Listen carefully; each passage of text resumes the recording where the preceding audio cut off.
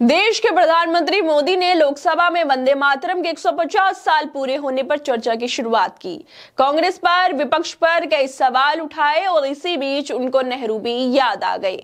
नरेंद्र मोदी ने विपक्ष पर तंज कसने की तो खूब कोशिश की, लेकिन जब कांग्रेस सांसद प्रियंका गांधी बोलने के लिए आई, सदन में खड़ी हुई तो सारे बीजेपी के नेता चुपचाप होकर बैठ गए, क्योंकि प्रियंका गांधी ने उनसे बैटिंग ऐप और एप्स्टीन पर सवाल पूछ लिए। ये सवाल संसद में गूंजते ही सारे बीजेपी वालों की बोलती बंद हो गई।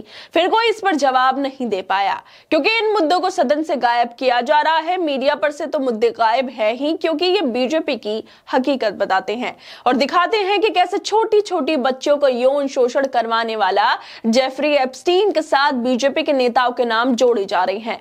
मोदी के करीबी साथी हिरेन जोशी का रातों रात इस्तीफा हो जाता है, क्योंकि वो पीएमओ कार्यालय से बैटिंग ऐप चलवा रहे थे, यह आरोप लगे। ये सब मुद्दे सदन से गायब रहे, लेकिन नेहरू पर मोदी जरूर बोल गए। दरअसल संसद का शीतकालीन सत्र चल रहा है और इसी बीच नरेंद्र मोदी संसद में पहुंचे और उन्होंने कांग्रेस पर वंदे मातरम गाने के बहाने तुष्टीकरण का आरोप भी लगा दिया। उन्होंने 1 घंटे के स्पीच में कहा, वंदे मातरम अंग्रेजों को करारा जवाब था, यह नारा आज भी प्रेरणा दे रहा है। आजादी के समय महात्मा गांधी को भी यह पसंद था। यह गीत नेशनल एंथम के रूप में दिखता था।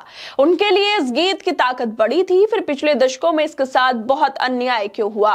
वंदे मातरम के साथ विश्वासघात क्यों हो गया? वो कौन सी ताकत थी जिसकी इच्छा पूज्य बापू की भावनाओं को भी भारी पड़ गई? नरेंद्र मोदी ने संसद में ये सब बातें तो बोल दी, लेकिन प्रियंका गांधी के सवालों का जवाब वो भी नहीं दे पाए, क्योंकि इसी दौरान कांग्रेस सांसद जो है प्रियंका गांधी, वो सदन में कहती हैं, जो पीएमओ में हो रहा है उसकी बातें, उनकी चर्चाएं करो। जो बैटिंग ऐप के बारे में हो रहा है, पीएम के अंदर एप्स्टीन फाइल से आपके मंत्री महोदय के नाम निकल आए, उसकी चर्चा करें। इन मुद्दों पर चर्चा क्यों नहीं हो रही? क्यों चर्चा नहीं हो रही कि मोदी सरकार में पेट्रोलियम एंड नेचुरल गैस मंत्री हरदीप सिंह पुरी का नाम एप्स्टीन सेक्स फाइल्स में आया है।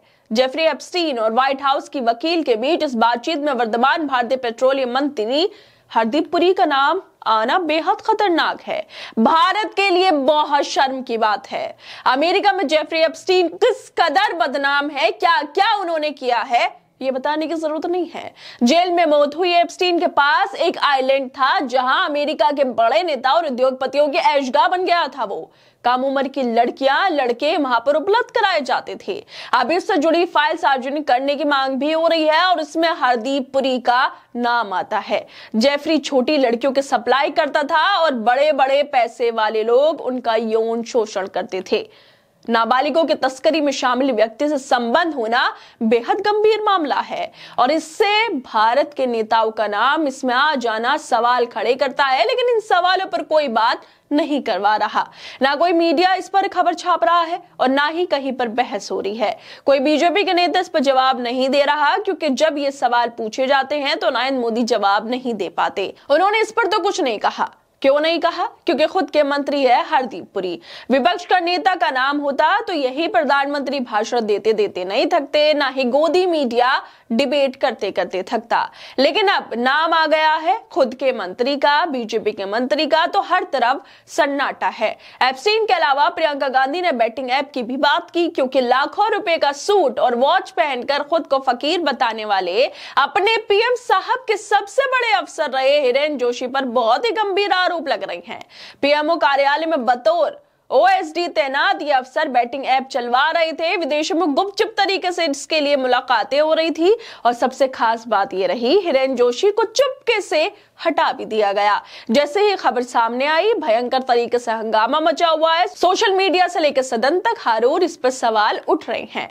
पीएम साहब की इमेज को चमकाने वाली हिरेन जोशी पर बैटिंग ऐप चलवाने का आरोप था। बहुत कम सुर्खियों में रहने के बावजूद इसको पीएम साहब का अमित शाह के बाद दूसरे सबसे मजबूत सिपाही बताया जाता रहा। हिरेन जोशी पीएमओ में विशेष कार्याधिकारी यानी कि ओएसडी के पद पर तैनात रहे। मजेदार बात यह रही, हिरेन जोशी ना तो प्रशासनिक अधिकारी हैं और ना ही कोई राजनेता। हिरेन जोशी भारत सरकार पीएमओ में ही नहीं बल्कि पूरे भारत सरकार में सबसे शक्तिशाली व्यक्ति भी माने जाते हैं।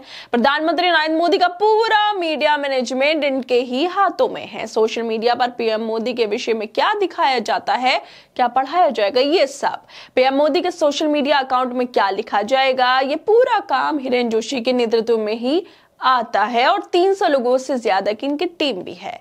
इस टीम को हिरेन जोशी लीड किया करते थे, लेकिन अचानक उनको पीएमओ से बाहर कर दिया गया और हिरेन जोशी के सारे काम अश्विनी वैष्णव और नीरम नाम के पीएमओ में तैनात एक अधिकारी को सौंप दिए गए। दावा किया जा रहा है उनका निलंबन हुआ है। कांग्रेस का आरोप यह है निलंबन के पीछे की वजह बैटिंग ऐप और कुछ विदेशी यात्राएं हैं। सोचिए, पीएमओ से नरेंद्र मोदी के कार्यालय से बैटिंग ऐप चल जाते हैं, लेकिन इस पर बात नहीं होती। गोदी मीडिया इस पर बात नहीं करता। प्रियंका गांधी ने लोकसभा में अपने भाषण में प्रधानमंत्री कार्यालय को हिला देने वाला सट्टेबाजी ऐप घोटाले और एप्स्टीन फाइलों में मोदी के मंत्रियों की संलिप्तता का मुद्दा उठाया है। क्या प्रधानमंत्री उनके सवालों का जवाब देंगे? जब उन्होंने ये मुद्दे उठाए तो भाजपा के सदस्य इतने क्यों घबरा गए? क्या जो प्रियंका गांधी कह रही है उस पर बात होगी, या बस नेहरू के मुद्दे में उलझाकर जनता को भटका दिया जाएगा? और ये काम गोदी मीडिया में बाखूबी निभाएगा, क्योंकि जहां का दाना मिलेगा वहां का गाना तो गोदी मीडिया को गाना पड़ेगा। और यही काम गोदी मीडिया कर रहा है। मीडिया कुछ नहीं पूछेगा, क्योंकि सवाल पूछने की हिम्मत इनमें खत्म हो चुकी है। क्या दोस्तों, आप लोगों को क्या लगता है इस वीडियो को लेकर? हमें अपनी राय जरूर दें और बाकी तमाम खबरों को देखने के लिए जुड़े रहिए हमारे साथ।